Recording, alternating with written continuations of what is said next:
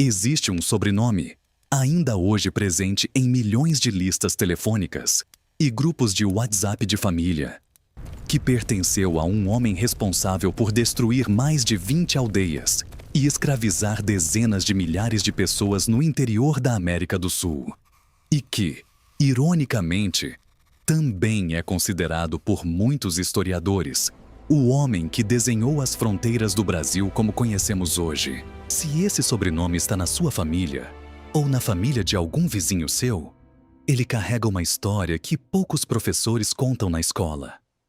Hoje você vai descobrir esse nome, e outros 9, que conectam famílias comuns brasileiras a nobres fugitivos, banqueiros italianos, marinheiros escoceses perdidos em uma tempestade e judeus que mudaram de identidade para sobreviver.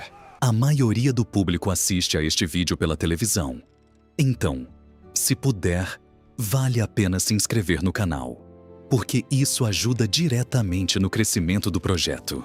E compartilhar esse tipo de curiosidade com mais pessoas é exatamente o que garante que essas histórias continuem sendo contadas no futuro. Dito isso, vamos direto ao primeiro nome. Em meados do século XVI, um jovem comerciante de uma das cidades mais ricas do mundo decidiu atravessar o Oceano Atlântico para se estabelecer em uma colônia que mal tinha 5.000 habitantes europeus.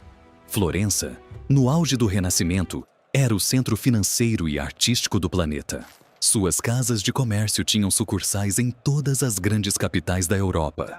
E uma família em especial, os Cavalcanti, vivia entre os bastidores do poder havia séculos, com participação em conflitos políticos que envolviam até os Médici. Foi justamente um episódio de instabilidade política em Florença, somado a uma tentativa de homicídio contra o grão-duque Cosimo I, que levou Filippo Cavalcanti a decidir deixar para trás a cidade mais rica da Europa rumo a Pernambuco, então a capitania mais próspera da América Portuguesa. Lá, Filippo se casou com Catarina de Albuquerque, neta de uma das famílias mais poderosas do Nordeste. E o casal teve 11 filhos. O curioso é que esse sobrenome, hoje grafado como Cavalcanti ou Cavalcanti, se espalhou de uma forma tão intensa que genealogistas o consideram a maior família do Brasil em termos de descendência comprovada de um único ancestral. Mais até do que famílias como Silva, que, apesar de mais numerosa, reúne pessoas de origens completamente diferentes. Há até um ditado antigo em Pernambuco que resume essa força genealógica. Quem vive lá não se faz de rogado, porque ou é um Cavalcante, ou é um cavalgado por eles. E aqui está o detalhe pouco conhecido. O poeta Guido Cavalcanti, amigo pessoal de Dante Alighieri e citado na Divina Comédia, pertencia exatamente a essa mesma linhagem florentina. O que significa que, se você carrega esse sobrenome, talvez tenha um parentesco remoto com um dos maiores poetas da literatura italiana medieval. Mas, se a história dos Cavalcanti nasceu em Florença, a próxima começa em uma pequena ilha do meio do Atlântico. E ela tem a ver com algo que poucos esperariam. O naufrágio de um príncipe húngaro na Escócia, no século XI. Foi esse episódio, segundo a tradição transmitida por gerações dentro de um clã escocês, que deu origem ao sobrenome Drummond. A história conta que um nobre húngaro chamado Maurits acompanhava o herdeiro do trono inglês em uma fuga marítima quando uma tempestade os jogou na costa escocesa. O rei Malcolm III os acolheu, concedeu terras e títulos, e dali nasceu uma das famílias mais respeitadas das terras altas da Escócia, com castelos que existem até hoje na região de Perthshire. Séculos depois, durante um período de perseguição religiosa na Escócia, um descendente chamado João Drummond, também conhecido como João Escórcio, migrou para a Ilha da Madeira, território português, onde se casou e teve filhos. Foi só na hora da morte que ele revelou aos familiares e religiosos ao seu redor que era, na verdade, filho de um lorde escocês e sobrinho de uma rainha. Até então, ninguém sabia. Seus descendentes se espalharam pela colônia portuguesa e um ramo específico chegou a Minas Gerais no século XVIII, fixando-se na região de Itabira. onde séculos depois nasceria um dos maiores poetas da língua portuguesa, Carlos Drummond de Andrade. Ou seja, por trás de um dos nomes mais brasileiros da literatura, existe uma herança que atravessa a Hungria medieval, os castelos da Escócia e os arquipélagos do Atlântico antes mesmo de tocar o solo brasileiro, enquanto os Drummond cruzavam o Atlântico vindos do norte da Europa. Outra história, muito mais delicada, se desenrolava nos tribunais da Inquisição Portuguesa. Entre o final do século XV e o início do XVI, milhares de famílias judias foram forçadas a se converter ao catolicismo, sob pena de expulsão ou morte. Essas famílias, conhecidas como cristãs novas, precisavam encontrar formas de sobreviver dentro de uma sociedade que as vigiava constantemente. E uma das estratégias mais comuns era justamente adotar sobrenomes que dissimulassem qualquer ligação com sua origem judaica. A historiadora Anita Nowinski, da Universidade de São Paulo, catalogou quase 2.000 sobrenomes de cristãos novos processados pelo Santo Ofício, apenas no chamado Livro dos Culpados, do século XVIII. E entre os nomes mais recorrentes está justamente o sobrenome Tavares. Esse é, talvez, um dos casos mais fascinantes da colonização brasileira, porque ele está diretamente ligado a um dos personagens mais controversos e, ao mesmo tempo, mais decisivos da história territorial do país, Antônio Raposo Tavares. Descendente de uma dessas famílias cristãs novas, Raposo Tavares se tornou um dos principais líderes das expedições conhecidas como bandeiras, organizadas a partir de São Paulo no século XVII. Em apenas uma dessas expedições, realizada em 1628, ele invadiu 21 missões jesuíticas na região do atual Paraguai e capturou cerca de 2.500 pessoas indígenas para serem escravizadas.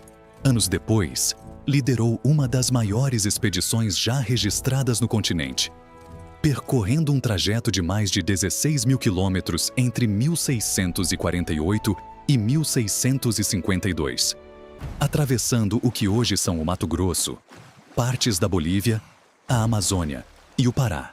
Segundo o historiador português Jaime Cortesão, foi justamente essa movimentação, somada à de outros bandeirantes, que empurrou as fronteiras coloniais portuguesas muito além da linha estabelecida pelo Tratado de Tordesilhas, sendo um dos fatores que moldaram o desenho atual do território brasileiro.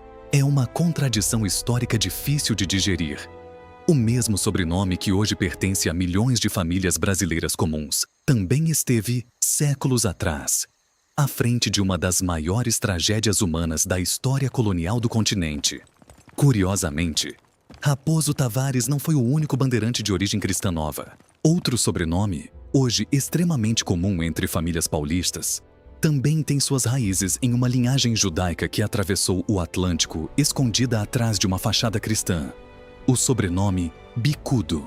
Essa história começa na ilha de São Miguel, nos Açores, no final do século XVI, quando dois irmãos, Antônio e Vicente Bicudo Carneiro, deixaram o arquipélago português e se estabeleceram na ainda pequena vila de São Paulo de Piratininga. Antônio Bicudo se tornou ouvidor da comarca e foi responsável pela implantação do Pelourinho da Vila, um símbolo da autoridade colonial portuguesa. O que poucos sabem é que a ascendência dessa família remonta a Vicente Anes Bicudo, escrivão da coroa portuguesa na ilha de São Miguel, e a Jacob Bicudo, que havia sido tabelião de uma comunidade judaica na cidade de Beja, no sul de Portugal, ainda no século XV, antes das perseguições religiosas se intensificarem. Com o tempo, os descendentes dos Bicudos se espalharam pelo interior paulista, em cidades como Itu, Sorocaba e Guaratinguetá, e até hoje fazem parte do núcleo das chamadas famílias quatrocentonas de São Paulo, expressão usada para designar as linhagens que remontam aos primeiros povoadores da capitania, muito antes da cidade se tornar o gigante econômico que é hoje. Se até aqui falamos de famílias que cruzaram o Atlântico fugindo de perseguições ou em busca de riqueza comercial, a próxima história é diferente. Ela nasce de um casamento entre dois mundos completamente distintos, em um dos episódios mais emblemáticos da colonização do Nordeste brasileiro. O sobrenome Albuquerque chegou ao Brasil em 1535, na bagagem de uma das famílias mais nobres de Portugal, ligada por gerações às casas reais de Castela e do próprio reino português. O nome tem origem na vila de Albuquerque, e sua etimologia, vinda do latim, significa literalmente carvalho branco.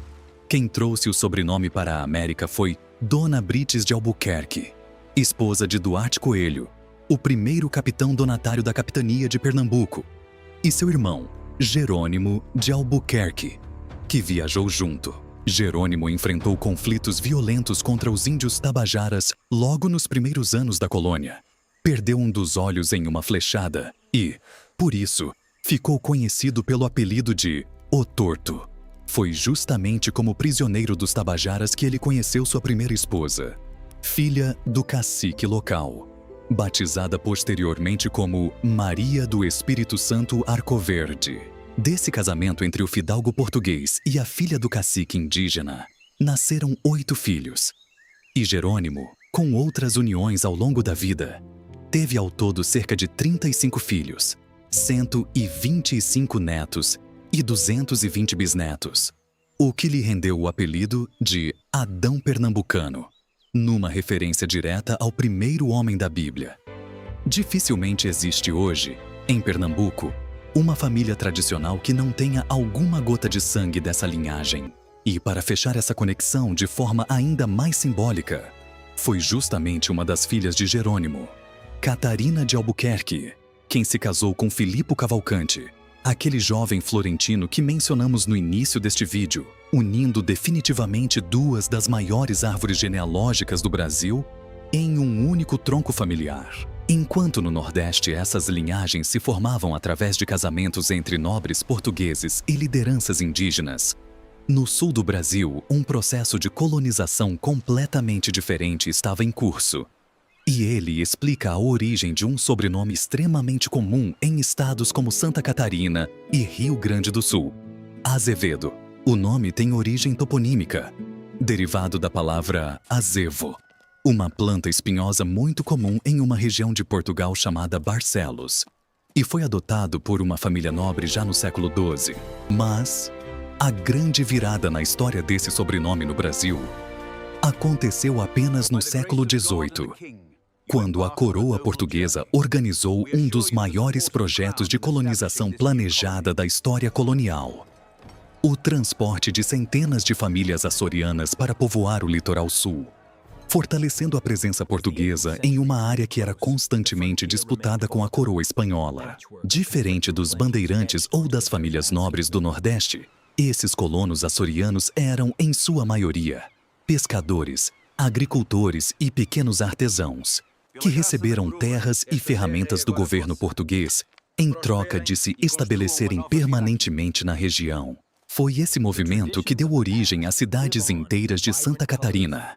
E até hoje é possível visitar comunidades na ilha de Santa Catarina, na região da Lagoa da Conceição, onde tradições açorianas como a renda de bilro e festividades religiosas específicas sobrevivem praticamente intactas, transmitidas por gerações de famílias com sobrenomes como Azevedo, Oliveira e Pinheiro. É um pedaço vivo de Portugal que continua pulsando no litoral catarinense, quase 300 anos depois da chegada dos primeiros colonos.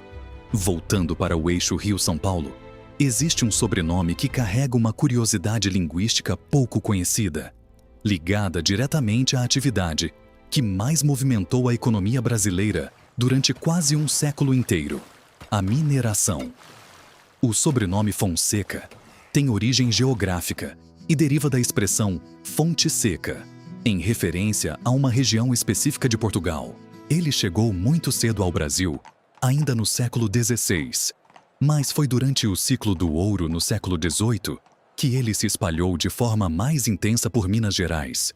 Um exemplo documentado é o de José Veríssimo da Fonseca, nascido em Portugal em 1740, que migrou para Vila Rica, atual Ouro Preto, em 1765, onde exerceu a função de tabelião, um cargo essencial para registrar e formalizar a posse das terras auríferas naquele período.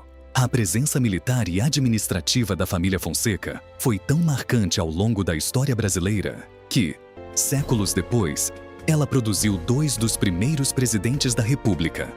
Deodoro da Fonseca, responsável pela proclamação da República em 1889, e Hermes da Fonseca, que governou o país no início do século XX. É curioso pensar que um sobrenome originado de uma simples fonte de água seca em algum vilarejo português acabou se tornando sinônimo, no Brasil, de poder militar e político no momento mais decisivo da transição entre Império e República. Mas nem todo sobrenome chegou ao Brasil pelas mãos de nobres ou administradores coloniais. Alguns vieram através de comerciantes, escrivães e burocratas de menor prestígio, cujas histórias só foram reconstruídas séculos depois, por meio de pesquisas genealógicas pacientes em arquivos paroquiais.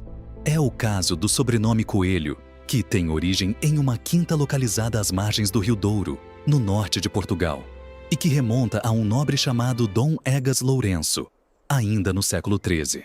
O detalhe mais marcante da chegada desse sobrenome ao Brasil está ligado diretamente à fundação de uma das primeiras cidades coloniais do Nordeste. Foi Duarte Coelho, filho do navegador Gonçalo Coelho, quem recebeu de Portugal a capitania de Pernambuco e fundou a cidade de Olinda, em 1535, o mesmo ano em que sua esposa, a já mencionada Brites de Albuquerque, e o cunhado Jerônimo desembarcaram com ele. O sobrenome Coelho também foi adotado por famílias judaicas convertidas à força ao catolicismo. E há registros, já no início do século XVIII, de processos movidos pela Inquisição Portuguesa contra cristãos novos chamados Antônio Coelho e Rodrigo Coelho, no Rio de Janeiro, acusados de manter práticas religiosas judaicas em segredo. Ou seja, um único sobrenome carrega, ao mesmo tempo, a história de um capitão donatário fundador de cidade e a história de famílias perseguidas pela mesma estrutura de poder que esse capitão representava. Existe ainda um sobrenome cuja origem é tão antiga que remonta diretamente à formação do próprio Reino de Portugal, no século XII, e que se tornou um dos mais comuns em todo o Brasil: Pereira. O nome vem do latim e significa, literalmente, árvore que produz pera, uma referência a propriedades rurais onde esse tipo de pomar era abundante. A linhagem mais antiga remonta a um nobre chamado Dom Rui Gonçalves de Pereira, que viveu próximo a um rio chamado Ave, no norte de Portugal, ainda na Idade Média. No Brasil, os primeiros registros da família datam do início do século XVII, com Francisco de Carvalho de Pereira, no Rio de Janeiro. E há também um relato bastante peculiar envolvendo uma colona chamada Ana Pereira, que chegou à Bahia em 1606, já carregando uma condenação por bigamia, o que mostra como nem todos os colonizadores chegavam ao Brasil por motivos nobres ou comerciais. Muitos eram, na prática, degredados, pessoas condenadas pela justiça portuguesa e enviadas para a colônia, como forma de pena alternativa à prisão. Outro fato pouco divulgado é que o sobrenome Pereira também aparece entre as listas de cristãos novos processados pela Inquisição, ao lado de nomes como Rodrigues e Carvalho, reforçando como praticamente qualquer sobrenome português comum hoje no Brasil pode, eventualmente, ter uma camada de história judaica escondida sob a superfície. E chegamos, finalmente, ao sobrenome que abriu este vídeo: Carvalho. Diferente de boa parte dos nomes que vimos até agora, a origem de Carvalho é puramente botânica. Ele deriva do latim e se refere à árvore carvalho, símbolo de força e longevidade muito presente na paisagem da Península Ibérica. Os registros mais antigos do sobrenome em Portugal datam do século XII, ligados a um morgado, ou seja, uma propriedade hereditária, localizado na região de Coimbra, próximo a uma serra que até hoje carrega o mesmo nome. O brasão da família Carvalho foi um dos 72 selecionados pelo rei Dom Manuel I, no início do século XVI, para representar as famílias mais ilustres do reino português, e até hoje pode ser visto pintado no teto da Sala dos Brasões do Palácio Real de Sintra. No Brasil, A família se estabeleceu principalmente no Rio de Janeiro a partir do final do século XVI, com Francisco de Carvalho, filho de João de Carvalho, de Lisboa. E os registros genealógicos mostram que pelo menos 39 famílias distintas com esse sobrenome deixaram descendência apenas na capitania do Rio de Janeiro, entre os séculos XVI e XVII. Um detalhe importante: como o nome tem origem geográfica e não familiar direta, nem todos os Carvalho do Brasil descendem do mesmo tronco. Muitas famílias diferentes, vindas de regiões distintas de Portugal onde havia Carvalhais, adotaram o sobrenome de forma independente, o que torna essa uma das histórias mais democráticas e, ao mesmo tempo, mais difíceis de rastrear entre todos os nomes que vimos hoje. Por fim, vale destacar como esses 10 sobrenomes, sozinhos, contam uma história que nenhum livro didático consegue resumir em poucas páginas. Eles atravessam o Renascimento Florentino, as guerras religiosas da Escócia, as perseguições da Inquisição Portuguesa, o povoamento planejado dos Açores, o ciclo do ouro em Minas Gerais e as expedições violentas que desenharam as fronteiras do território nacional. Mais do que simples etiquetas de identificação, esses nomes são fragmentos vivos de uma história que se mistura, se choca e se reconstrói a cada geração, e que, muito provavelmente, está presente, de uma forma ou de outra, na sua própria família ou na de alguém muito próximo de você.